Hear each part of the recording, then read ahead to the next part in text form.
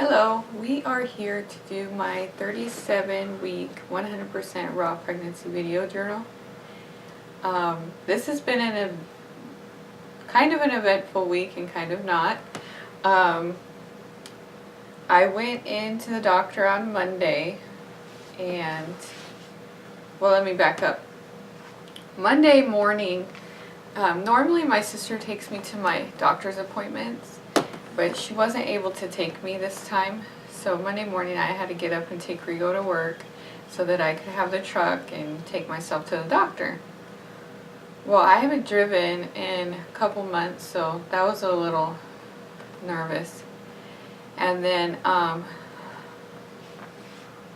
it was also pouring rain. So I came home. By the time I got home from taking Rigo to work, my feet were very swollen. So I laid down and I just, got on the laptop and decided to rest until it was time for my appointment.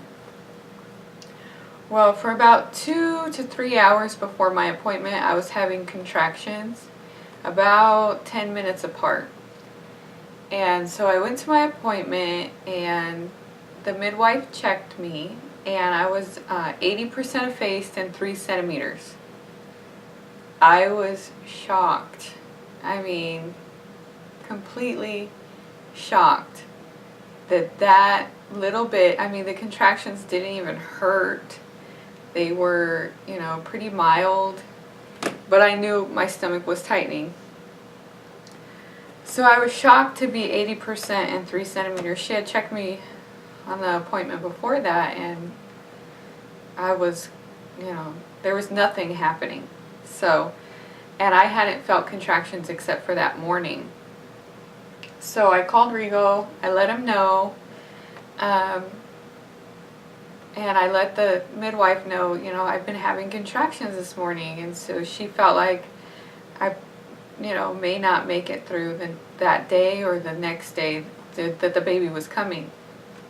Well, I continued to have contractions and they got to 5 minutes apart, and then they got to the point where they were 3 minutes apart and I was panicking, and they weren't hurting, but just being so close together and knowing I have very, very fast labors. I had very fast labors with all of my girls. Now with them, they broke my water at 3 centimeters and just started Pitocin if they had to, and they just came. And they came within a couple hours.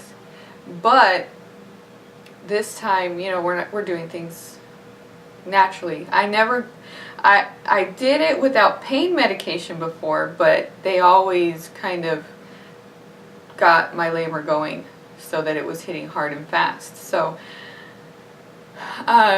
Rigo got off work and he came home, and the contractions were still 3 minutes apart. So we went to the hospital and they were monitoring me for a couple hours, and they said, yeah, the contractions are 3 minutes apart, but they're only about 30 to 40 seconds long. They're not really making too much of a change to your cervix. So the midwife says that you can go home and just come back when they're hurting more. The nurse at the hospital says, don't go too far. Just go have dinner and walk around the mall and then come back. Well, Rigo and I talked about it and we decided we'd like to try to keep her in a little bit longer. She was in her 37th week. 37 weeks is over now, which they considered it to be full term, but it's just barely full term, and she's going to be a little raw food baby, and I want her to be really good at feeding, and I know there's a slim chance that she won't be great at her feeding. We really want her to stay until the 23rd. So we talked about it and we decided to come home. I talked to my midwife, and we came home and we rested, and I had contractions most of the night.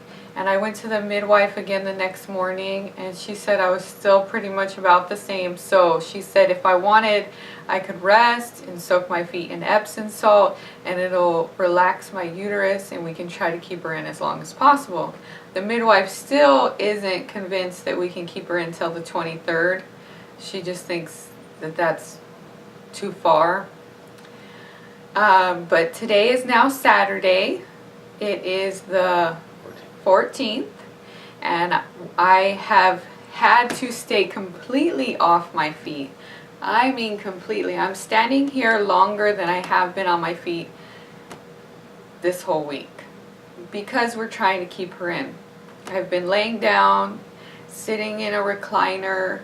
The kids are making all the meals. Enrico's making his own lunch in the morning. I'm doing absolutely nothing. I didn't even go to church on Wednesday because I knew if I went, I would start contractions again. Because if I'm up, I start contracting. And then I have to soak my feet in Epsom salt and hope they go away. Well, so that's kind of the gist of how the week's been, trying to keep the baby in a little bit longer. I know a lot of people think it sounds crazy because most women at this point are just ready to have their baby and they're excited to know that they're coming. And I'm excited that she's coming, but I want her to be as close to the date as possible so that she is as healthy as possible, she's as strong as possible, as big as possible, as developed as possible. And so we just really want to give her the best shot starting out. Kind of, we've gone through this pregnancy 100% raw.